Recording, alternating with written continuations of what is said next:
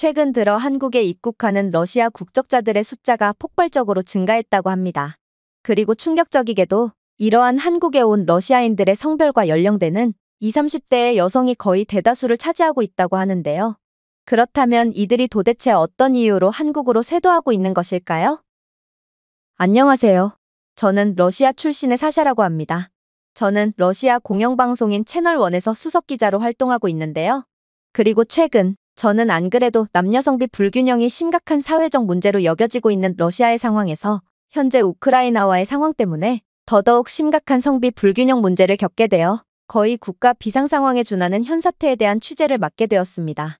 러시아의 미래를 책임져야 할 젊은 여성들이 현재 죄다 한국 남성들과 결혼해서 한국으로 떠나는 상황에 방송사 측은 제게 이러한 중대한 문제에 대한 취재를 맡겼거든요. 사실 이건 제게 매우 적합한 주제긴 했습니다.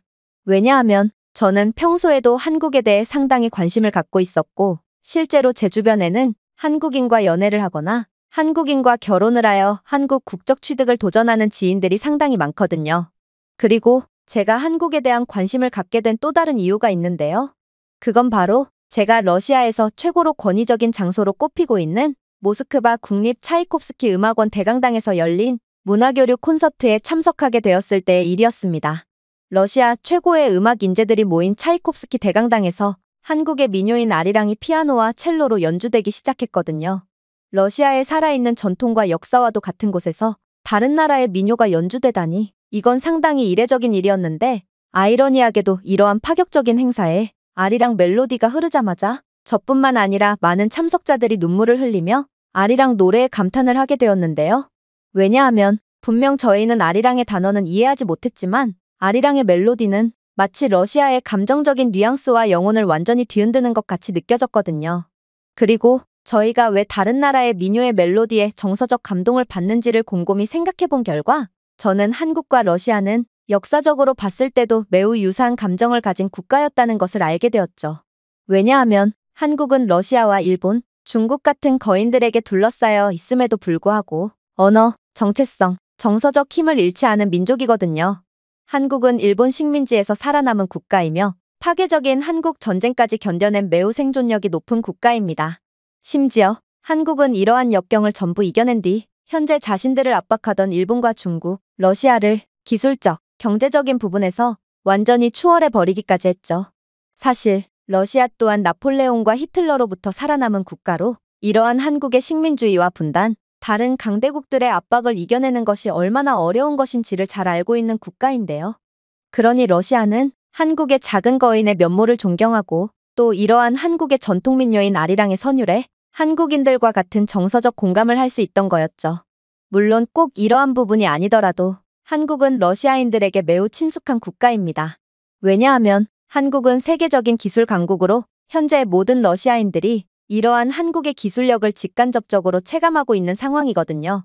실제로 러시아인들은 오랫동안 삼성과 LG를 품질과 혁신의 상징으로 믿어왔는데요.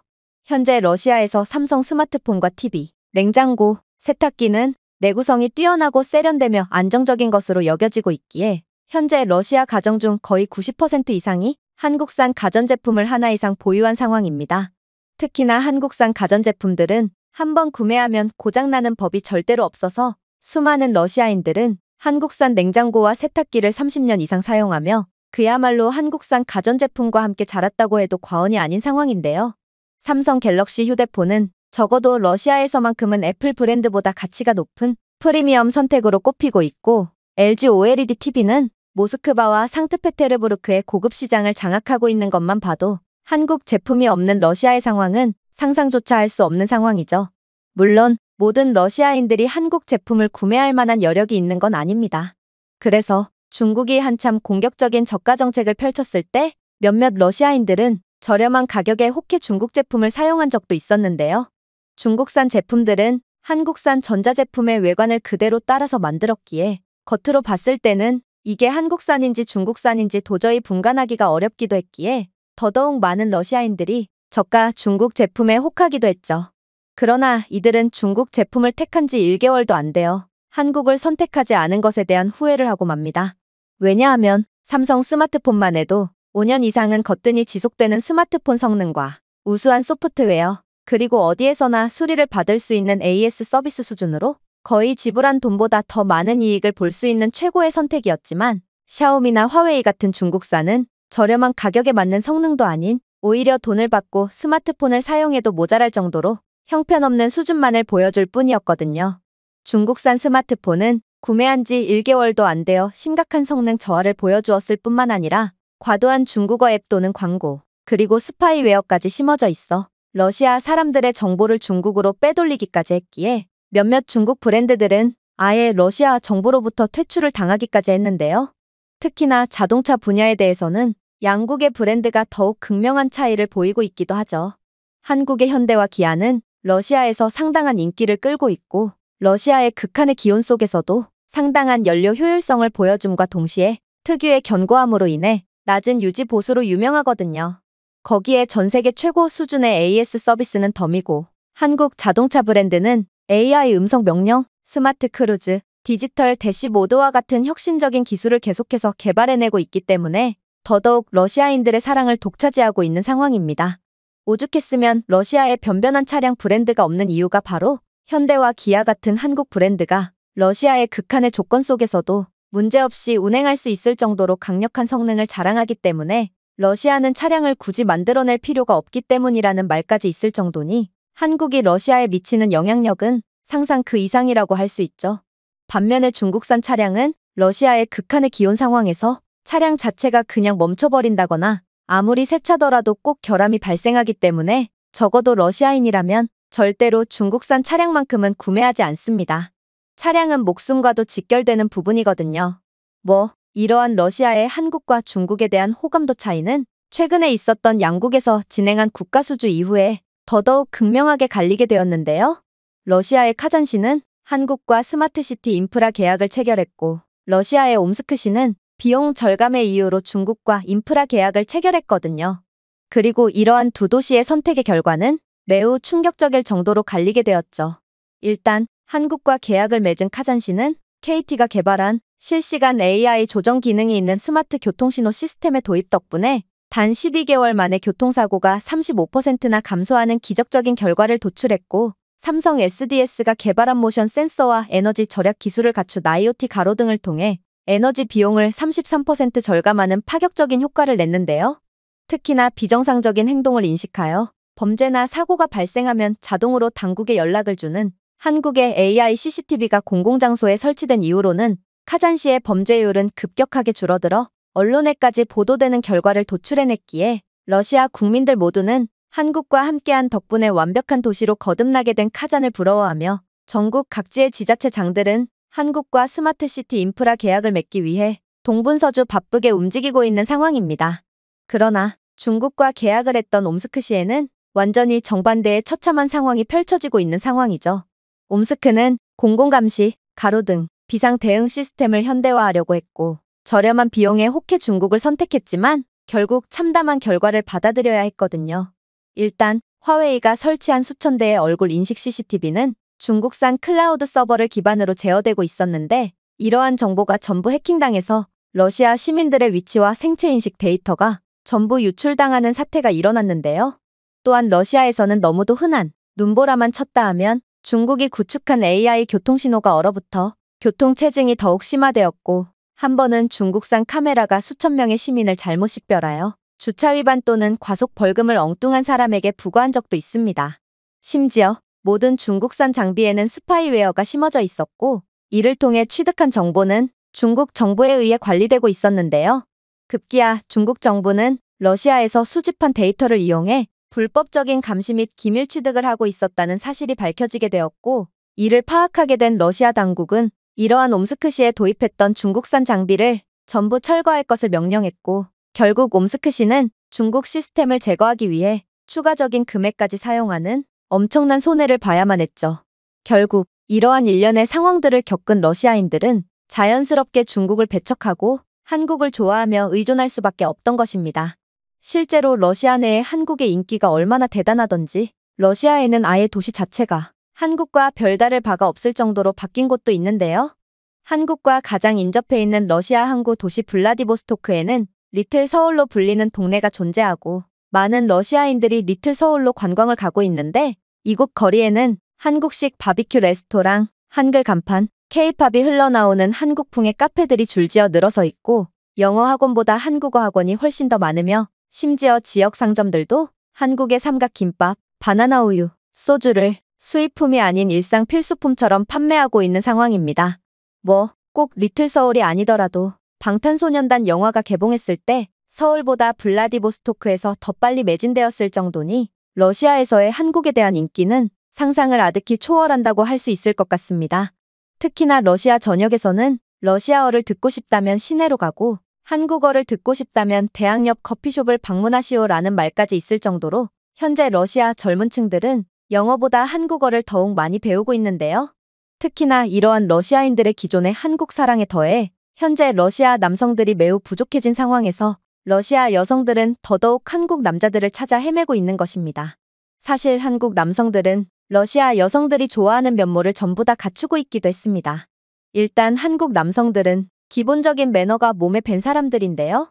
그들은 여성들을 위해 문을 열어주는 것부터 식당 등에서 직원들에게 자연스럽게 안녕하세요, 감사합니다와 같은 인사를 건네는 친절한 사람들이거든요. 또한 한국 남자들은 만난 지 얼마 안 된 사이더라도 인도를 걸을 때 여성을 위해 자연스럽게 차도 쪽으로 걷던가 여성을 만지거나 더러운 말을 하는 타입의 사람들이 전혀 아니기에 이러한 자연스러운 매너는 러시아 남성들과 비교되며 더욱 큰 인기를 얻을 수밖에 없던 것입니다.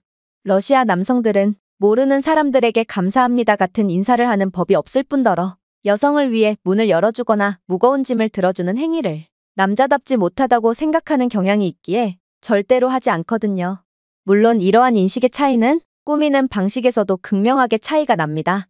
한국 남성들은 단정한 머리와 깔끔한 옷차림, 그리고 좋은 피부까지 갖추었지만 러시아 남성들은 꾸미는 것은 남자답지 못하다고 생각하기에 10년은 세탁하지 않은 듯한 더러운 청바지에 기름진 머리, 그리고 샤워를 하지 않아서 나는 악취는 덤이거든요. 물론 한국 남성들은 러시아 남성들보다 정서적으로 더욱 성숙하다는 점도 한국 남성들이 인기가 많은 이유라고 할 수 있습니다. 한국인들은 치열한 경쟁 환경에서 열심히 공부하고 또 열심히 일하는데 여기에 더해 의무적으로 군대에 복무까지 해야 하기에 명확한 목표를 갖고 안정적인 일을 하는 경우가 대부분이거든요. 그러나 러시아 남성들은 나이가 들어서도 아직도 정서적으로는 불안정한 경우가 많습니다. 러시아 남성들은 미래를 위해 저축을 하거나 공부를 열심히 하는 경우가 거의 없으며 하루 벌어 하루 사는 경우가 대부분이거든요. 그러나 러시아 여성들이 한국 남성들을 선호하는 가장 결정적인 이유는 따로 있죠. 그건 바로 음주 습관입니다. 한국 남성들도 물론 술을 마시지만 이들은 사회적 환경에서 술을 마시고 늘 자제력을 유지하거든요. 한국 남성들은 술에 취하더라도 자신의 연인을 택시까지 데려다주는 매너를 잊지 않지만 러시아 남성들은 종종 폭음 습관에 빠지며 술에 취해 공공장소에서 난동을 부리거나 연인에게 폭행을 가하는 경우도 많은데요. 러시아 남성과의 모든 데이트는 보드카에서 시작해서 보드카로 끝나며 러시아 여성들 사이에서는 연인 관계에서 러시아 여성들의 역할은 남자들에게 보드카를 따라주며 그가 과음을 해서 신발에 해버린 토를 닦아주는 것이라는 우스갯소리까지 있을 정도니 러시아 남성들의 음주 문화가 얼마나 심각한지는 두말할 것도 없는 것입니다. 또한 데이터에 따르면 매년 약 14,000명의 러시아 여성이 가정폭력으로 사망하는 것으로 추정되는데요. 심지어 러시아에서는 뼈가 부러질 정도로 맞는 것이 아니면 경찰이 출동하지도 않을 뿐더러 최근에는 일부의 가정폭력을 비범죄화하여 여성이 폭력을 당해도 신고조차 못하도록 만들었기에 더더욱 한국과 비교되는 상황이죠. 러시아 남성들과는 달리 한국 남성들은 폭행은커녕 늘 상대방을 세심하게 배려해주므로 러시아와는 다른 부드럽고 섬세한 면모를 가진 한국 남성들이 인기가 많을 수밖에 없거든요. 물론 많은 러시아 여성들은 모든 한국 남자들이 한국 드라마에 나오는 것처럼 잘생기고 멋진 외관을 가진 것은 아니라는 것을 이미 알고 있습니다. 그러나 한국 남성들의 정중함, 배려심, 따뜻한 만큼은 한국 드라마의 모습과 크게 다르지 않다는 것을 인식한 상황이며 이러한 면모는 적어도 러시아 남성들에게만큼은 절대로 찾아볼 수 없기 때문에 한국 남성들은 더더욱 큰 인기를 얻고 있는 것이죠. 이러한 러시아 내의 한국 남성 선호 현상은 러시아와 우크라이나 간의 대립 구도가 더욱 극심해지고 장기화됨에 따라 더욱 심해지고 있습니다. 왜냐하면 이제는 정말로 러시아 내에서 러시아 남성들을 찾아볼 수가 없게 되었거든요. 일단 저는 취재를 위해 랴잔 지역의 한 결혼식에 가게 되었는데 하객은 100명이었는데 남성은 고작 7명에 불과했고 심지어 그중 5명은 50세 이상이고 2명은 어린아이였고 1명은 신랑이었죠. 그도 그럴 것이 2022년 이후 50만 명 이상의 러시아 남성들이 징집되거나 자발적으로 군에 입대했으며 수만 명이 징집을 피하기 위해 해외로 도피했는데요. 이 때문에 현재 러시아에서의 결혼 전성기인 25세에서 34세 연령대에서는 여성 100명당 남성이 70명도 안 되는 상황에 이르렀고 여성들은 도저히 러시아 남성을 만나지 못하는 상황에 처하게 된 것입니다. 저는 그래도 생각보다 많은 러시아 남성들이 남아있는 상황에 왜 러시아 여성들이 남성을 만나지 못하는 것인지 궁금해서 직접 인터뷰를 해보기도 했는데요. 그런데 그렇게 돌아온 대답은 충격적이었습니다. 러시아 여성들은 남은 70명의 남성들 중에서도 대부분의 남성들은 이미 결혼을 했거나 숨어 있거나 술을 너무 많이 마셔서 제정신이 아니라는 답변을 건네왔거든요. 실제로 젊은 남녀들이 모여있는 곳인 대학교 강의실을 가보더라도 강의실 전체의 80% 이상은 전부 여자로만 구성되어 있고 그나마 있는 남성들도 대부분 외국인들로 구성되어 있거나 얼마 안 되는 러시아 남성들마저 얼마 안 있어 징집으로 인해 사라지고 말 뿐입니다. 저는 모스크바에서 데이팅 앱을 통해 새로운 파트너를 구하고 있다는 20대의 러시아 여성을 인터뷰해 보기도 했는데 그녀는 애초에 앱에는 90% 이상이 여성들로만 가득 차 있는 상황이고 어쩌나 남성을 만나게 되더라도 두 번째 데이트를 이어나가기도 전에 전부 징집이 되어 떠나버린다며 푸념을 했는데요. 그도 그럴 것이 현재 쿠르스크와 부랴티아의 몇몇 마을에는 40세 미만의 건강한 남성이 단 한 명도 남아있지 않은 아파트 단지가 있을 뿐더러 일부 시골 지역들에서는 젊은 남성들이 아예 남지 않게 되어버리기까지 했거든요. 그래서 러시아 여성들은 더더욱 한국 남성들에게 집착을 하기 시작한 것입니다. 현재 러시아 텔레그램 및 유튜브에서는 한국인과 결혼, 서울로 이주, 한국 남자 찾는 법 등의 검색어가 연이어 1등을 차지하고 있는 상황이고 실제로 러시아 여성들은 한국 남성들과의 새로운 시작을 위해 직접 한국으로 찾아가기까지 하는 상황인데요. 더 놀라운 점은 한국 남성을 찾아 한국으로 떠났던 러시아 여성들 대부분은 실제로 만나게 된 한국 남자나 한국에 대해 실망하지 않고 그대로 한국에 눌러 사는 경우가 대부분이라는 충격적인 통계가 공개되었다는 것입니다. 사실 이건 정말 믿기지가 않는 상황이었어요. 제 생각에 러시아는 유럽 국가들과 정서적 인종적으로 더욱 잘 맞을 거라고 생각했기에 러시아 여성들은 아시아 국가인 한국에서 잘 적응하지 못할 거라고 짐작했거든요. 그러나 저는 이들과 영상통화를 통해 인터뷰를 하게 되자마자 충격적인 사실을 전해 듣게 되었죠. 바로 한국은 이제 모든 방면에서 완벽한 육각형의 국가가 되었고 유럽 선진국들보다도 훨씬 더 메리트가 큰 국가로 발돋움한 상태였거든요. 일단 한국은 기술 강국일 뿐만 아니라 K-팝과 한국 드라마 등을 기반으로 한 엔터테인먼트 및 예술 분야에서도 큰 두각을 드러내고 있는데요. 따라서 러시아에서 온 여성들도 충분히 사회에 적응할 수 있을 만큼 양질의 일자리를 보장하고 있었고 월급도 웬만한 유럽 선진국들보다 높았기에 모두가 유럽보다도 한국에 가고 싶어 했던 것입니다. 하지만 가장 놀라운 점은 따로 있는데요. 바로 많은 러시아 여성들이 한국이 서방 국가보다 정서적으로 더 편안하다고 느낀다고 말해왔기 때문입니다. 개인주의 문화에 찌든 유럽 국가들과는 달리 한국인들은 일상생활에서 상당히 예의가 발랐으며 특히 여성을 위한 높은 안전성 및 가족과 공동체에 대한 강조를 하는 문화를 가진 국가였기에 대부분의 러시아 여성들이 다른 유럽 국가들 대신 한국을 선택했던 거였죠. 일단 그 중에서도 안전 문제는 러시아 여성들이 하나같이 입을 모아 칭찬하는 부분이었는데요. 모든 러시아 여성들은 밤에 두려움 없이 혼자 걷는 경험은 한국에서 처음 해봤고 어두운 밤에 외출이라는 행위를 할 수 있다는 것을 한국에서 처음 알게 되었다며 다들 경악을 금치 못하는 반응을 보였거든요. 물론 한국인들은 전혀 공격적이지도 않았고 외국인인 자신들에게 최고의 안전과 안정감을 보장해 주었다며 하나같이 한국을 극찬하는 반응을 보이더군요. 또한 이들은 한국은 러시아의 전통과 마찬가지로 가족, 겸손, 감정의 깊이를 중시한다는 국가였고 이러한 부분이야말로 자신들이 유럽 국가들에서보다 더욱 큰 안정감을 느끼는 부분이라고 주장했는데요. 한국은 노인에 대한 자리양보 및 배려 등을 통해 어르신에 대한 존경심을 보이는 국가며 가족 중심의 문화이기 때문에 러시아의 문화와는 이질감이 거의 없다며 적응하는 데 시간이 전혀 필요가 없는 국가라고 했죠. 그러나 역시나 러시아 여성들이 한국에서 가장 큰 만족감을 보이는 부분은 바로 한국 남성에 관한 부분이었습니다. 현재 대전에 거주 중이라는 20대 여성 엘레나는 한국 남성들은 무슨 일이 있어도 목소리를 높이지 않는다며 현재 자신이 교제하고 있다는 40대 한국인 남성과 진지하게 결혼을 생각하고 있다는 답변을 건네왔거든요. 자신은 한국 남자를 만나기 전까지만 해도 남자가 미안하다는 말을 할 줄 아는 사람들이라는 것을 전혀 몰랐지만 한국 남성들은 잘못을 인정하고 자존심을 내려놓을 줄 아는 자상한 사람들이라며 극찬을 이어갔고 술을 먹어도 폭력적으로 변하지 않는다며 자신은 한국에서 평생을 살기로 결정했다는 대답을 해오더라고요.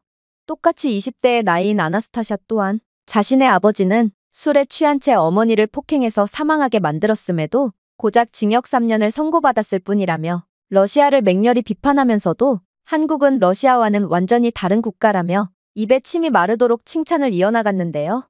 자신의 아버지는 집안일을 도와주기는커녕 하루가 멀다 하고 술을 마시고 매일같이 살림살이를 깨부쉈지만 자신이 결혼한 40대 한국 남성은 집안일과 요리, 육아에 자주 관여하고 심지어 자신이 열이 났을 때 수프를 만들어주고 약과 꽃까지 사다 주었다며 이건 러시아에서 죽었다 깨어나도 볼 수 없는 모습이라며 한국 생활에 만족하는 반응을 보였습니다.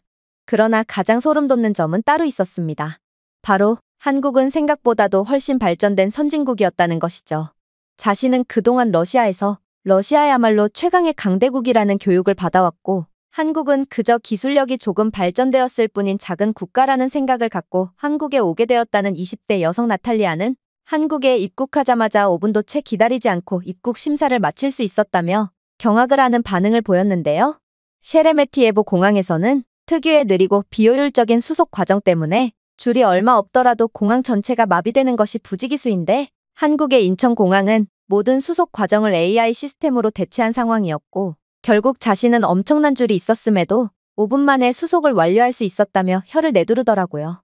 물론 수속 이후에도 놀라운 일은 계속되었다고 했습니다. 인천공항의 로봇 청소부는 인간 청소부를 대체한 상태였고 24시간 동안 일하며 공항을 항상 청결한 상태로 유지시켰다고 했는데요. 또한 공항 곳곳에는 열선 바닥이 있었기에 폭설로 인한 비행기 사고를 최소화해 놓은 상황이라고 했죠. 그녀는 러시아의 주요 공항이라고 꼽히는 도모데도보나 풀코보 공항은 여전히 낡고 혼잡한 터미널과 기본적인 청결 유지조차 안 되고 있지만 인천공항은 그와는 차원이 다른 모습을 자랑하고 있었다며 극찬을 이어나갔죠. 그녀의 한국에서의 첫인상은 러시아는 한국에 비한다면 끔찍하게도 가난한 국가임을 느끼기에 충분했기에 자신의 그동안의 러시아에서의 생활의 회의감마저 느끼게 되었다며 허탈해했는데요. 물론 구멍투성이에 부서진 인도화 도로 그리고 도착할지 말지도 확신할 수 없는 러시아의 형편없는 대중교통과는 달리 한국에서는 모든 인도 및 도로 포장 상태가 늘 최고로 유지되고 있었고 버스와 지하철은 단 1분의 시간 오차도 없는 정시성을 자랑했기에 한국에서는 자가용을 이용하는 것보다 대중교통을 이용하는 것이 훨씬 빠르고 편리했다며 엄지손가락을 치켜 올렸는데요.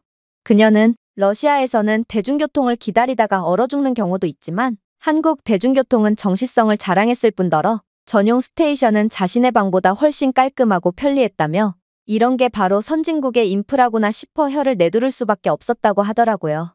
물론 한국의 버스 및 지하철에는 공기정화 장치와 열선 시트, 그리고 초고속 무료 와이파이까지 제공되었는데 이건 러시아에서는 고급 호텔쯤은 가야 제공되는 부분이라며 다시금 놀라움을 표했습니다.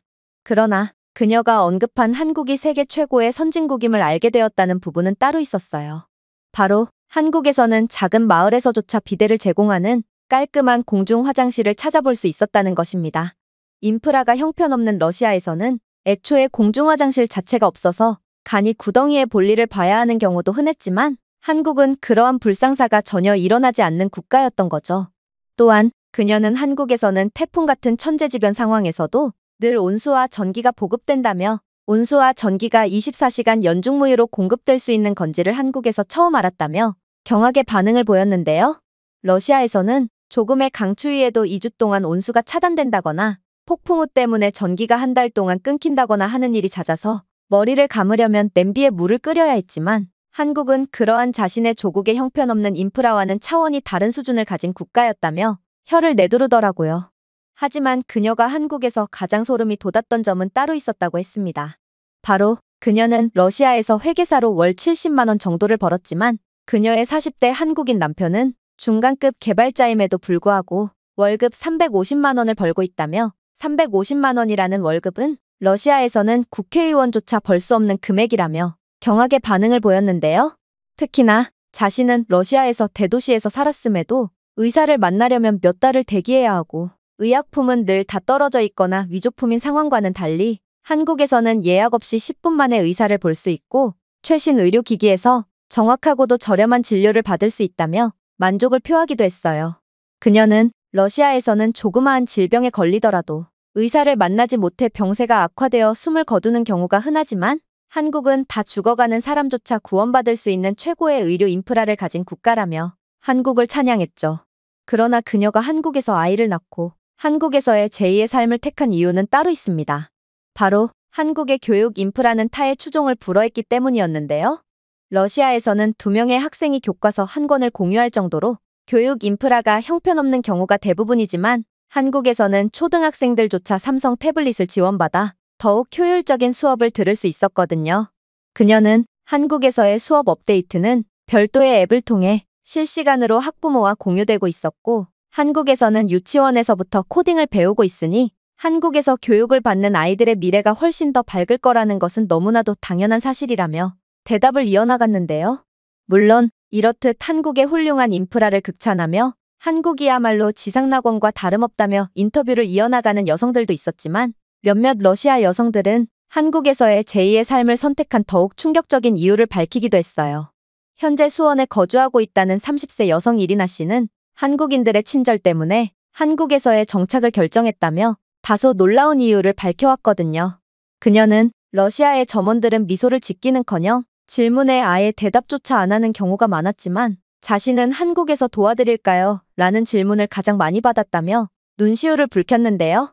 자신은 러시아에서처럼 한국인들이 자신의 질문에 무관심으로 응대할 것을 두려워하며 직원에게 소심하게 밀가루가 어디에 있는지 물어봤는데 한국인 직원은 영어를 구사하며 단순히 정보만을 제공하는 것이 아닌 매장 전체를 가로질러 그녀를 위해 밀가루 코너로 데려다주고 심지어 가장 잘 팔리는 밀가루를 추천해주기까지 했다며 놀라움을 연발하더라고요. 그러면서 러시아였다면 표지판을 좀 봐라는 불친절한 핀잔만을 듣거나 무시당했을 거라며 한국을 극찬했죠. 또한 자신이 물건을 떨어뜨리자마자 근처에 있던 3명의 사람이 동시에 반응하며 주워주는 한국인들의 모습이나 자신이 젓가락 사용을 어려워하자 말없이 포크를 가져다 주던 한국인 식당 직원, 그리고 민감한 부위 때문에 병원에 가게 되었는데 요청하지도 않았음에도 자신을 배려해서 여성 의사로 대체해준 경험 등 한국은 자신에게 친절을 넘어 기적을 보여주었다며 결국 눈물을 쏟아내고 말더라고요. 그러나 제가 인터뷰를 하면서 가장 소름이 돋았던 부분은 따로 있었습니다. 바로 러시아 여성들은 하나같이 한국인들의 정직성과 시민의식을 언급하며 이런 나라는 전 세계 어디에도 존재하지 않을 거라며 경악의 반응을 보였거든요. 바로 한국에서는 지갑을 카페 테이블에 두고 오거나 혹은 실수로 잃어버려도 곧바로 찾을 수 있는 국가라는 거였습니다.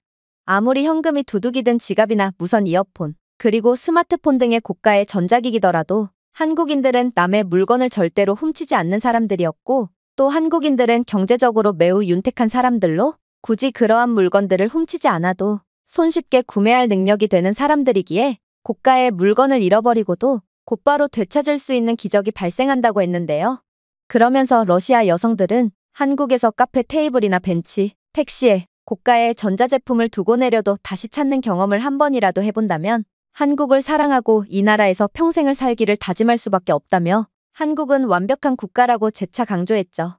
결국 저는 이러한 인터뷰를 진행하면서 저도 모르게 러시아에서의 생활을 전부 정리하고 한국으로 떠날까를 진지하게 고민하게 되었는데요. 그야말로 한국은 완벽한 국가였고 이러한 완벽함을 실제로 한국을 경험한 러시아 여성들이 보증하고 있었기에 한국은 정말 완벽한 배우자와 삶의 질까지 전부 챙길 수 있는 전 세계 최고의 국가처럼 보였거든요. 도대체 한국은 어떤 나라길래 모두가 입을 모아 칭찬을 하며 한 번 가면 절대로 돌아오지 않게 되는 것인지 저는 이젠 한국을 경험하지 않으면 안 되는 몸이 되어버렸고 저도 모르게 한국행 비행기 티켓을 뒤적거리고 있는 상황입니다. 여기 혐한 가정에서 자라 한국을 완전히 개발도상국으로 인지하게 된 일본 여성이 있습니다. 그런데 그녀는 억지로 끌려오게 된 한국에서 곧바로 충격적인 장면을 목격하게 되었고 결국 이럴 수는 없다며 울부짖고 말았다고 하는데요. 그렇다면 그녀가 한국에서 대체 어떤 경험을 했던 것일까요? 안녕하세요. 저는 일본 출신의 리나라고 합니다. 저는 일본인 아빠와 영국인 엄마 사이에서 태어난 혼혈로, 태어난 곳은 일본이지만 거의 대부분의 삶을 영국에서 살았기에 사실 일본에서의 기억은 그리 많지 않은데요. 하지만 제 피에는 일본인으로서의 정체성이 짙게 흐르고 있었습니다. 그도 그럴 것이 제 아빠뿐만 아니라 일본인이신 할아버지까지 제게 항상 일본인으로서의 자긍심을 잊지 않아야 한다며 엄한 교육을 하셨거든요. 그리고 그러한 자긍심의 원천은 바로 한국에 대한 반감으로 시작되었습니다. 왜냐하면 저는 어렸을 때부터 아빠의 한국에 대한 반감을 그대로 들으면서 자랐거든요. 아빠는 뉴스에서 한국 관련 이야기가 나올 때면 한국은 일본을 그대로 따라해서 발전한 근본 자체가 없는 국가로 한국인들은 지능이 낮아서 따라하는 것밖에 못한다며 노발대발을 하시곤 했죠. 그리고 한국인들의 지능지수가 낮은 이유는 이들이 일본에 의해 노예처럼 살아간 것만 봐도 알 수 있다며 식민지 지배를 당한 국가들은 전부 다 멍청해서 당한 거라며 침을 튀어가며 열변을 토하셨습니다. 특히나 저희 가족은 영국 내에서도 재팬타운 근처에서 살았기에 저는 이러한 일본인들의 한국 비하를 거의 숨쉬듯 듣고 살 수밖에 없었죠. 일본인들은 영국인들과 함께 있을 때는 매우 예의 바른 척을 했지만 자신들끼리 모일 때는 무자비한 한국 비하와 남 헐뜯기를 해댔거든요. 특히나 이러한 일본인들의 한국 비하는 시간이 갈수록 더욱 거세져만 갔는데요. 왜냐하면 제가 어렸을 때까지만 해도 분명 일본은 한국보다 경제적으로 더욱 부유하고 기술적으로도 뛰어난 국가였지만 이제는 한국이 일본보다 더욱 잘 살게 되었다는 증거가 속속들이 공개되고 있는 상황이거든요. 사실 이는 영국에서 살고 있는 제 입장에서는 더더욱 피부로 와닿는 부분이었는데요. 분명 예전에는 영국에서 아시아 문화는 기껏해야 일본 문화가 다였으나 지금의 영국은 한국에 거의 미쳐있는 상황이기 때문입니다. K-팝과 한국 드라마는 말할 것도 없고 한국 음식부터 해서 한국 브랜드의 모든 제품들까지 현재 영국에서는 코리아만 붙었다 하면 불티나게 소비가 되는 상황이거든요. 또한 한 나라의 부유함의 척도를 나타내는 1인당 GDP의 경우 진작에 한국이 일본을 능가한 상황이고 영국 내에 한국인들이 밀집해서 거주하는 지역의 경우에도 분명 제가 어렸을 때만 해도 일본인 밀집 구역보다 훨씬 가난하고 열악했지만 지금은 그 처지가 완전히 역전되어 버린 상황이었죠. 그러나 문제는 일본인들은 이러한 증거들은 전부 한국이 날조를 통해 조작한 것들이라며 한국이 일본을 앞지를 운명이었으면 왜 100년도 안 되는 근대에 일본에 의해 무참히 짓밟히고 노예가 되었겠냐며 이것만 봐도 한국은 도저히 성공이라는 것을 할 수가 없는 운명이라며 비하를 이어나갔다는 것입니다. 그러면서 현재 한국 문화가 영국에서 인기를 끌고 있는 이유는 한국인들이 영국의 각종 단체에 홍보 명목으로 뒷돈을 찔러줬기 때문이고 한국의 1인당 GDP가 높아 보이는 이유도 한국이 원화 환율을 의도적으로 조작해 인위적으로 GDP를 부풀렸기 때문이며 한국인들은 비효율적으로 오래 일하고 스트레스를 많이 받기 때문일 뿐이므로 사실상 의미가 없는 수치라는 말을 하기도 했어요.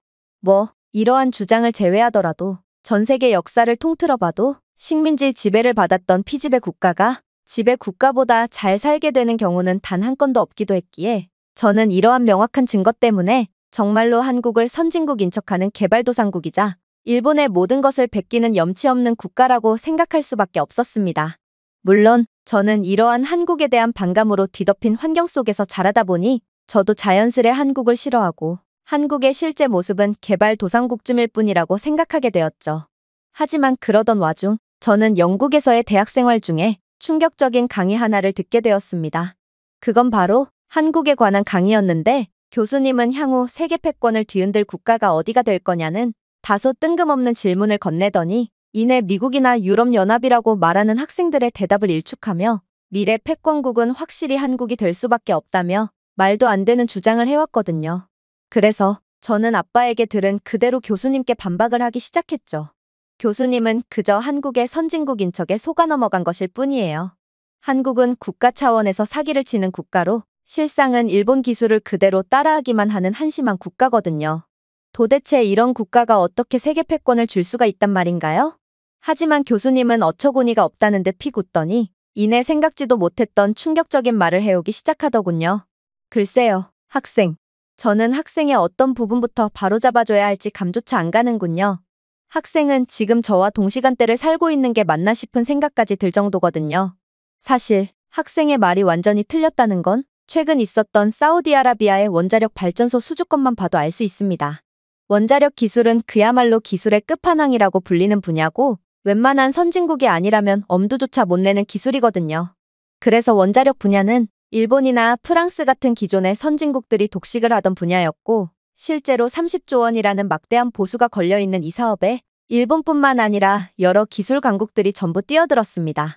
하지만 결과적으로 한국이 이번 수주에서 압도적인 모습을 보이며 경쟁에서 승리했고 이건 그야말로 기존의 세계판도가 완전히 바뀌는 상황이라고 봐도 과언이 아닌 모습이었죠.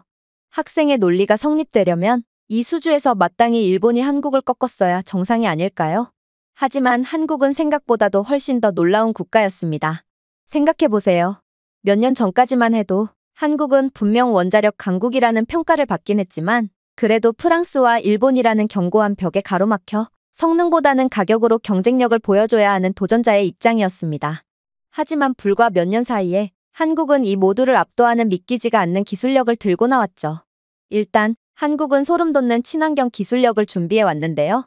사실 많은 학생들이 지겹게 무슨 친환경 이야기를 하느냐고 할 수도 있지만 이건 한국의 기술력도 기술력이지만 한국의 상대방의 입장을 고려하는 천재적인 협상 방식이 빛을 발했다고 할 수 있기에 반드시 주목해야 할 부분입니다. 왜냐하면 사우디는 친환경 기술이 그 누구보다 필요한 국가였기 때문이죠. 사실 사우디아라비아는 상당한 자원 강국이고 이러한 자원을 수출에 막대한 부를 쌓았다는 사실을 모르는 학생들은 거의 없을 것입니다. 그리고 이렇듯 환경 파괴로 부를 얻은 사우디였기에 이들은 친환경 문제로 인한 각종 국제 제재를 받았기에 이들의 부에 걸맞은 국가적 영향력이나 입지를 확보할 수 없었죠. 그렇게 국제 관계에서 소외된 사우디는 여러 부정적인 이미지를 뒤집었으며 상당한 경제적인 손실을 보곤 했습니다. 그런데 전 세계에서 유일하게 한국만은 이러한 사우디의 상황을 귀신같이 파악하고 사우디를 구원해줄 천재적인 해결책을 제시해 주었죠. 한국이 개발한 APR-1400 원자로는 탄소 배출량을 줄이는 데 놀라운 효율성을 보였고 실제로 한국의 원자로를 도입한 아랍에미리트와 같은 국가들이 탄소 발자국을 크게 줄이는 데 도움을 줌과 동시에 친환경 국가라는 이미지까지 선사해 주어 더욱 많은 국제관계에 참여할 수 있도록 발판을 마련해 주었는데요. 특히나 아랍에미리트는 한국 덕분에 이러한 수혜를 입음과 동시에 한국의 친환경 원자로에 대한 대폭적인 추가 발주를 발표하는 등 그야말로 한국은 중동 국가들의 특수성을 고려한 맞춤형 기술 수주 덕분에 이들 국가들로부터 엄청난 계약 쇄도가 들어오며 막대한 수익을 쓸어담고 있는 상황이죠. 이번 사우디의 수주에서도 마찬가지입니다. 한국의 APR-1400 원자로는 사우디아라비아의 연간 이산화탄소 생산량을 기존 화석 연료에 비해 약 2천만 톤 감소시켰고 동시에 원자로의 첨단 폐기물 저감 기술 덕분에 일본의 ABWR 원자로에 비해 방사성 폐기물 배출량이 30% 적은 상황인데요.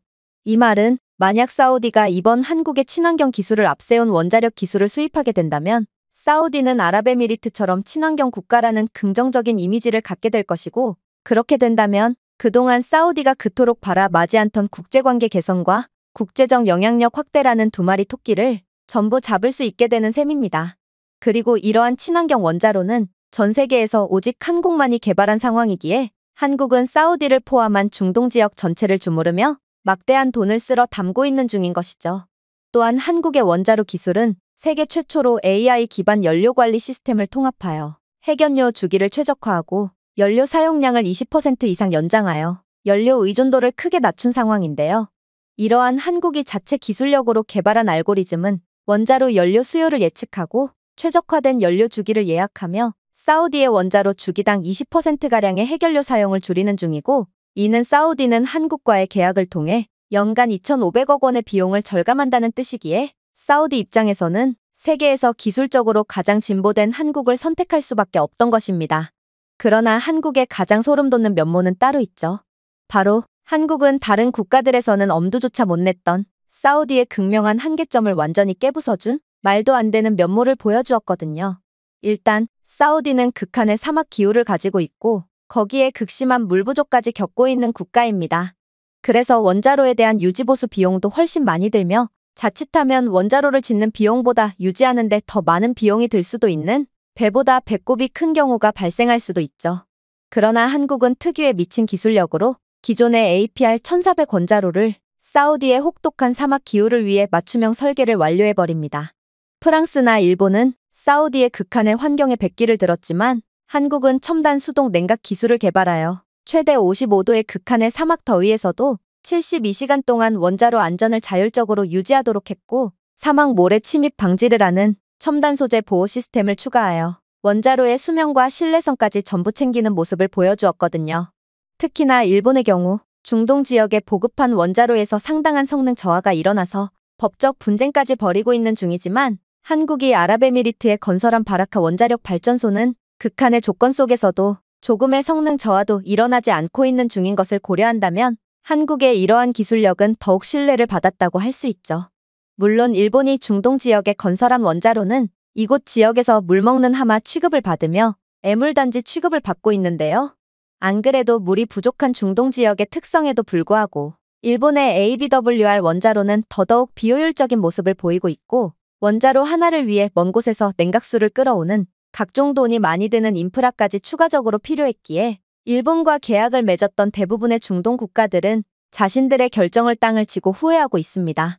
특히나 일본의 ABWR 원자로 설계는 후쿠시마와 유사하게 비상 상황에서 외부 전력에 의존하기 때문에 일본과 계약한 중동 국가들은 혹여라도 제2의 후쿠시마 사태가 터지진 않을까 하며 계속해서 유지 보수 비용에 큰 돈을 사용하고 있죠.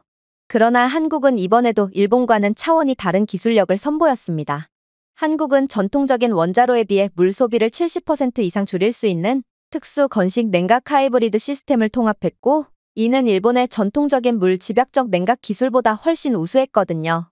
APR 1400의 설계는 공냉 기술을 통합하여 귀중한 담수 자원에 대한 의존도를 크게 줄일 수 있었죠. 즉, 한국이 제안한 해결책은 매년 약 6천만 입방미터의 담수를 절약하여 사우디아라비아의 심각한 물 부족 문제를 직접 해결했다는 것입니다. 특히나 한국의 원자로는 그 구조상 외부 전력에 의존하지 않아도 되기 때문에 제2의 후쿠시마 사태가 터질 염려도 전혀 없죠. 사실 이러한 한국의 해결책은 사우디를 완전히 감동시키기도 했는데요. 사우디는 바보가 아니고 그동안 여러 국제 제재 때문에 막대한 손해를 겪고 있음에도 끝까지 원자력 발전소를 건설하지 않았던 이유는 사우디가 고집이 세기 때문이 절대로 아니었거든요.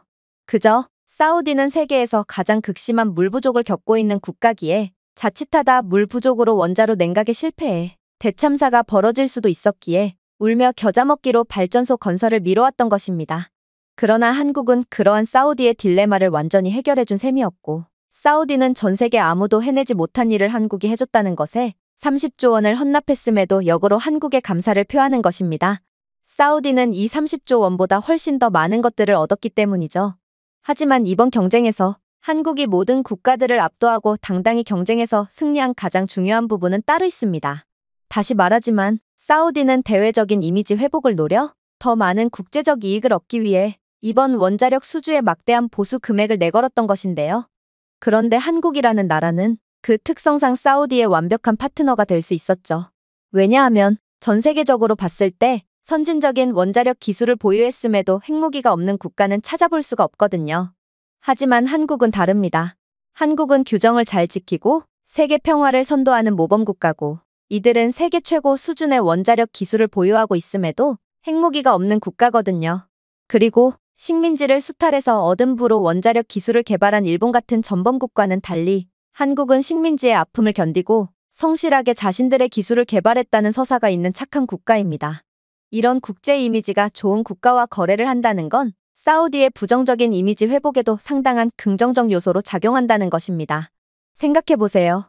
한국은 지정학적 우려를 완화하고 특히 미국 및 유럽과의 긍정적인 국제관계를 유지하기 위해 투명하고 국제적으로 승인된 원자력 기술을 보유하고 있습니다. 한국의 APR 1400 원자로는 미국의 엄격한 원자력 규제위원회에 의해 완전히 승인되었으며 전 세계적으로 원자력 안전 및 비확산의 표준으로 인정받고 있거든요.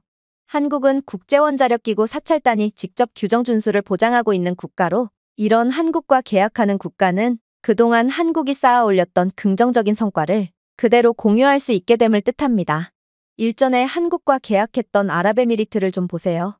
아랍에미리트는 한국과의 계약 덕분에 극한의 효율을 보여주는 한국 원자력 발전소를 통해 상당한 비용 절감을 이루어냈을 뿐더러 국제적 위상과 이미지가 단번에 높아짐과 동시에 현재 여러 국제 협약에 참여할 수 있게 되며 심지어 친환경 국가라는 타이틀까지 얻는 미친 결과를 얻어냈습니다. 그리고 만약 사우디가 아랍에미리트와 같은 길을 걷게 된다면 사우디는 한국에 헌납하는 30조 원의 2배, 3배 이상의 막대한 실질적 이익을 얻게 될 게 분명하죠. 하지만 한국이 진짜 무서운 점은 이 모든 것들은 그저 요행으로 얻어낸 것이 아닌 한국이 명백하게 계획한 부분이라는 것입니다. 한국은 이러한 자신들의 서사를 통해 경쟁력을 확보했던 것이고 자신들을 선택하지 않으면 안 되게끔 함으로써 거의 반강제적으로 전 세계 국가들의 돈을 빨아들이고 있는 상황이거든요. 즉, 현재 기술력과 천재적인 협상 능력 등 뭐 하나 빼놓을 데가 없는 한국의 독주를 막기란 절대로 불가능한 상황이고 제가 한국을 미래 패권의 주인공이라고 언급한 이유도 바로 여기에 있는 것입니다. 저는 교수님의 말에 완전히 경악을 할 수밖에 없었습니다. 도대체 제가 아빠와 다른 일본인들에게 들었던 가난하고 열악한 한국의 모습은 어디에 가고 기술력 하나로 일본까지 무참히 박살낸 한국이 떡하니 자리를 지키고 있단 말인가? 저는 이러한 뜻밖의 상황에 현실 부정의 단계까지 이르러 버렸죠. 그리고 이러한 현실 부정의 상황은 한국을 그렇게나 까내리던 아빠도 마찬가지였습니다. 저는 교수님에게 들었던 강의를 아빠에게 그대로 전해주며 도대체 한국의 진짜 정체는 뭐냐며 따져묻게 되었는데 아빠는 그럴 리가 없다며 일본이 한국 같은 개발도상국에 의해 뒤처졌다는 건 말이 안 된다며 노발대발하셨고 이내 하던 일조차 전부 내팽개친 채 당장 한국에 가자며 비행기표를 예매해버리셨거든요. 그렇게 저는 한국 때문에 완전히 이성을 잃어버린 아빠에 의해 강제로 한국에 가게 되었습니다. 그리고 아빠의 넘치는 자신감과는 달리 그렇게 도착한 한국은 충격적인 모습만을 보여줄 뿐이었죠. 왜냐하면 한국은 공항부터가 차원이 다른 모습을 보여주고 있었거든요. 재팬타운에서 일하시는 아빠는 일 때문에 일본에 꽤나 자주 갈 뿐만 아니라 재팬타운에도 거의 박혀 살다시피 하는 삶을 살고 있는데요. 그런 아빠라서 그런지 아빠는 매일같이 나리타나 하네다 공항이 전 세계에서 가장 우수하다며 입에 침이 마르도록 칭찬을 하시곤 했어요.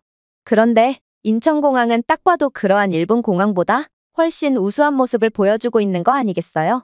일단 입국 수속에 최소 3시간 이상은 소요되는 일본 공항과는 달리 한국은 AI 기반 생체 인식 수속 시스템을 구비해둔 상태였고 따라서 인천공항에는 수많은 입국객들이 존재했음에도 저희는 줄조차 서지 않고 곧바로 수속대를 통과할 수 있었거든요. 일본이었다면 직원이 3, 4명은 달라붙어서 모든 과정을 수기로 처리했을 게 분명했지만 한국은 그와는 차원이 다른 시스템을 구축해둔 상태였던 것이죠. 한국 공항은 AI 시스템을 통해 얼굴 스캔과 여권을 자동으로 일치시켰고 입국객의 범죄 이력 및 타국가 입국 기록 등 여러 정보들을 분석하여 위험도를 자동으로 평가해 주었는데요. 이를 통해 별도의 인터뷰실에서 추가적인 취조 과정을 거쳐야 할 사람들과 입국이 허가된 사람들을 곧바로 분류해 주었기에 인천공항에 입국하는 여행객들은 일본에서처럼 끝도 없는 줄을 설 필요도 없이 곧바로 수속을 마칠 수 있던 것입니다. 아니, 분명 아빠는 한국은 일본의 모든 것을 베낀 개발도상국으로 기술력이랄 게 전혀 없는 열악한 국가라고 했는데 도대체 한국은 어느 틈에 이 정도로 우수한 기술을 개발했다는 말인가? 저는 30년 동안 정체되었던 일본과는 차원이 다른 수준을 보여주는 한국에 그저 혀를 내두를 뿐이었습니다. 물론 인천공항의 연계 시스템도 도저히 말이 안 되는 수준이었어요. 인천공항을 이용하는 승객들은 약간의 추가금을 지불하면 자신의 짐을 다시 찾을 필요도 없이 곧바로 자신이 예약한 숙소로 캐리어를 보낼 수 있었는데요. 한국은 자동화 시스템을 구현한 국가로 입국 시 기록되는 숙박 예약 정보를 통해 별도의 추가적인 계약서 작성의 과정도 전혀 없이 간편하게 짐을 배송시킬 수 있게끔 시스템을 구축한 상황이었거든요. 심지어 공항의 특성상 외딴 지역에 떨어져 있어 인프라 및 대중교통의 수혜를 전혀 받을 수 없는 것과는 달리 한국은 공항에 마저 버스와 기차, 지하철까지 전부 이어져 있었기에 이러한 짐 배송 서비스는 한국에 믿을 수 없을 정도로 높은 수준의 대중교통 인프라와 맞물려 더욱 빠르고 정확하게 배송이 가능하다고 했습니다. 사실 이건 정말 말도 안 되는 상황이었습니다. 저는 분명 한국을 개발도상국쯤이라고 알고 있었는데 도대체 어떤 개발도상국이 이 정도로 무지막지한 대중교통 인프라를 가질 수가 있겠어요? 공항처럼 외딴 곳에서 마저 기차와 버스, 지하철, 택시를 전부 이용할 수 있을 정도면 한국은 세계 최고 수준의 인프라를 가지고 있다고 봐도 무방한 상황이었습니다. 그러나 아빠는 이러한 압도적인 한국의 모습에 얼굴이 새빨개지면서도 한국은 보여주기에 미쳐있는 기형적인 국가라는 것을 잊었냐며 한국은 분명 공항처럼 외국인들이 자주 이용하는 곳에만 이러한 훌륭한 인프라를 집중시켜 놓은 게 분명하다며 세계 최고의 대중교통 인프라를 가진 국가는 단연 일본이라며 억지를 부리더라고요. 일본의 외진 곳에는 택시조차 이용할 수 없음에도 아빠는 한국에 대한 반감에 사로잡혀 완전히 정신을 잃어버린 모양이었죠. 아무튼 그렇게 저희는 한국의 짐 배송 시스템과 대중교통 인프라를 누리며 가벼운 발걸음으로 지하철에 탑승하게 되었습니다. 그런데 저는 지하철에 탑승하자마자 충격적인 경험을 하게 되었습니다. 그건 바로 아빠의 세뇌에 의해 한국은 완전히 열악한 국가라고 인식하게 된 영국인 엄마가 한국에 온 저희가 걱정된다며 영상통화를 걸었을 때의 일이었는데요. 저는 무의식 중에 영상통화를 받아버렸고 아빠는 이러한 제 모습에 경악을 하며 화를 내기 시작했거든요. 리나, 너 지금 뭐 하는 거야? 영상통화에 소요되는 데이터 비용이 얼마나 비싼 줄 알기나 해? 당장 전화를 끊지 못해? 하지만 아빠는 그러한 외마디 비명소리를 내지름과 동시에 뭔가 모순이 있다는 사실을 눈치채신 모양이었습니다. 아빠는 화를 내다 말고 마치 귀신이라도 본 듯 기겁을 하는 반응을 보였거든요. 그도 그럴 것이 이러한 지하철에서 데이터가 터진다는 것 자체가 이상한 상황이었거든요. 영국에서는 지하철에서 통화 신호조차 제대로 안 터지는 게 현실이고 일본에서는 그나마 상황이 낫지만 통화만 간신히 연결될 뿐 데이터는 거의 터지지 않는 게 현실입니다. 그런데 그렇게나 열악한 인프라를 가지고 있다던 한국에서 지하철에서 영상통화까지 받을 수 있다니, 그것도 선명한 고화질의 영상통화가 가능하다니, 이것만 봐도 한국은 상당한 수준의 인프라를 가진 선진국이라는 것을 여실히 증명하는 꼴이었던 것이죠. 하지만 더욱 경악스러웠던 점은 따로 있었습니다. 일단 아빠는 한국은 사기꾼의 국가니 공항에서 데이터를 신청하면 사기를 당할 것이 분명하다고 주장했고, 그래서 저희는 유심조차 구매하지 않고 숙소로 향하던 상황이었는데요. 즉, 데이터와 통신망 자체가 없었던 저희는 이 영상통화가 걸려오는 것을 확인할 수조차 없는 게 정상인 상황이었다는 것입니다. 그런데 이 영상통화는 어떻게 걸려왔다는 말인가? 저는 이러한 불가사의한 상황에 스마트폰에 귀신이라도 씌인 건가 싶어 얼굴이 창백하게 질려버렸는데요. 그런데 아빠는 겁을 먹은 기색이 역력해하는 반응을 보이더니 이내 뭔가를 확인하고는 이럴 수는 없다며 머리를 감싸주는 거 아니겠어요? 그리고 아빠가 가리킨 것을 보게 되었을 때 저는 완전히 까무러칠 수밖에 없었죠.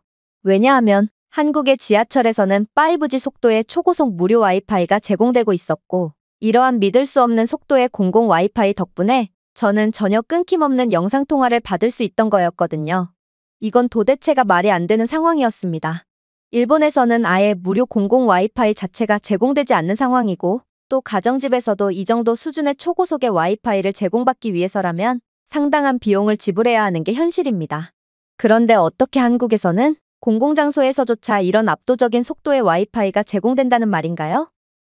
나중에 알고 보니 한국은 5G 통신망 인프라를 전 세계에서 가장 먼저 구축하고 보급한 나라로, 실제로 이러한 통신망 보급 사업을 통해 전 세계 국가들로부터 막대한 이익을 챙겨오고 있는 기술 강국이라고 했는데요.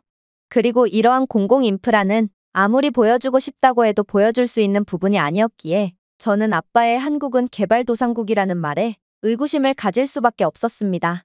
한국이 지금까지 보여준 모습만 보자면 오히려 한국은 세계 인류의 선진국이라고 봐도 무방했거든요. 그러나 아빠는 여전히 끈질겼어요. 아빠는 이러한 일본보다 모든 면에서 압도적 우위를 보이는 한국의 모습을 도저히 인정할 수가 없다는 듯 사람들이 북적거리는 지하철 안에서 자신의 머리를 수차례 내려치는 도저히 이해 못할 행동을 보이기 시작했거든요. 저는 그런 아빠가 쪽팔려서 제가 직접 아빠를 때려버리기 전에 가만히 있으라는 협박을 건넸고, 아빠는 그제야 폭력적인 행동을 멈추며 눈시울만을 붉히며 잠자코 숙소로 향했죠. 물론 아빠는 숙소에 도착하자마자 또다시 폭주하기 시작했습니다. 아빠는 당장 나가서 한국의 로컬 시장에 가보자며 한국의 평범한 서민층들이 다니는 곳에서는 그동안 봐왔던 보여주기식의 인프라를 전혀 찾아보지 못할 거고, 한국의 평범한 삶의 모습에서야말로 분명 후진적인 모습만이 즐비할 거라며 어떻게든 한국의 열악한 모습을 찾기 위해 안달이 난 모습을 보였는데요. 저는 아무리 선진국이더라도 아빠처럼 어떻게든 후진적인 면모를 찾기 위해 물불을 가리지 않으면 그러한 열악한 모습을 찾을 수밖에 없다는 것을 잘 알고 있었기에 아빠의 행동이 무의미하다고 생각했어요. 생각해보세요. 아무리 유럽 최고의 경제 규모를 자랑하고 있는 영국이라고 해도 밤만 되면 범죄 소굴 및 약쟁이들이 판을 치는 게 현실이고, 일본도 겉으로만 화려해 보이지 안을 들여다보면 아예 도시 자체가 노숙자들로만 구성되어 있는 곳도 존재할 정도로 상당한 빈부격차의 모습을 보이고 있습니다. 물론 일본의 가정집 내부에는 사용한 지 십수년은 된 오래된 가전제품과 돈이 없어서 난방이나 전기조차 제대로 사용하지 못하는 열악한 모습을 보이고 있으니 이러한 선진적인 모습 뒤에 숨겨있는 열악한 면모는 전 세계 어느 국가나 공통적으로 가지고 있는 부분이라고 해도 무방했거든요. 하지만 폭주한 아빠는 아무도 말릴 수 없었고 그렇게 아빠는 한국의 모든 곳을 휘젓고 다니며 어떻게든 일본보다 열악한 모습을 찾기 위해 날뛰기 시작했어요. 일단 아빠는 저를 강제로 끌고 숙소 바로 옆 로컬 시장으로 향하기 시작했죠. 아빠의 계획은 너무나도 뻔했습니다. 로컬 시장은 그 특성상 위생적이지 못할 가능성이 높고 아빠는 그런 모습을 보며 음습한 자기 위안이나 하려고 했던 거였죠. 그러나 한국의 로컬 시장은 생각보다도 훨씬 청결했고 또 우수했습니다. 그도 그럴 것이 이곳 시장 곳곳에는 키오스크 몇 대가 설치되어 있었는데 키오스크는 복잡한 시장에 대한 지도를 제공해 주었고 구매할 물품을 입력하면 길찾기 기능을 통해 QR코드를 제공해 주기까지 했거든요. 물론 키오스크는 길이 좁고 혼잡한 시장의 단점을 보완해 주기까지 했는데 키오스크는 현재 시장의 어떤 부분에서 인파가 많은지를 실시간으로 보여주었고 사람들이 혼잡도가 적은 곳을 우선으로 선택할 수 있도록 인파를 분산해주는 역할을 수행했는데요. 아빠는 이러한 한국 시장의 놀랍도록 최첨단적이고 청결한 모습에 완전히 넋이 나가버렸고 이럴 수는 없다는 말만 계속해서 중얼거릴 뿐이었습니다. 그도 그럴 것이 일본은 시장은커녕 대형 백화점에조차 이 정도로 최첨단의 인프라는 구비하지 못하고 있기에 한국의 로컬 시장마저 완벽한 모습은 아빠에게 큰 충격을 주기에 충분해 보였죠. 물론 물건을 구매할 때도 충격적인 상황은 계속되었습니다. 저희는 시장 내에 위치한 분식집에서 식사를 하게 되었는데 아빠는 한국 같은 개발도상국에서 무슨 카드를 사용하냐며 이런 나라에서는 카드 복제 사기를 당하기 십상이라며 현금을 고집하셨거든요. 그러나 저는 알고 있었습니다. 아빠는 카드 복제를 걱정하는 것이 아니라 카드 자체를 거의 안 쓰시는 분이었기에 카드 결제를 하려야 할 수가 없는 사람이었다는 것을 말입니다. 사실 일본인 아빠는 아직까지도 대부분의 결제를 현금을 이용하고 있는데요. 실제로 영국 내 재팬타운의 일본인들은 아직까지도 죄다 현금을 사용하고 있는 상황이고 일본 본토는 이러한 심각한 재팬타운의 아날로그 모습보다도 더욱 심각한 아날로그 모습을 보여주고 있다고 하거든요. 하지만 한국은 역시나 이러한 기본적인 인프라조차 차원이 달랐습니다. 아빠가 결제를 위해 현금을 뒤적거리고 있는 사이 주변 한국인들은 카드까지 꺼낼 것도 없이 전부 스마트폰이나 스마트워치까지 사용하며 3초 만에 결제를 완료했거든요. 일본에는 때로는 백화점에 입점한 업체조차 카드 결제기를 구비해두지 않은 경우가 있는데 한국은 이러한 로컬 시장의 작은 길거리 음식점마저 완벽한 결제 수단을 갖추고 있었던 것입니다. 또한 저희가 시장을 둘러보면서 한국인들은 고령의 노인들마저 삼성페이와 같은 모바일 결제를 통해 쉽게 거래를 처리한다는 사실을 인지하게 되었는데요.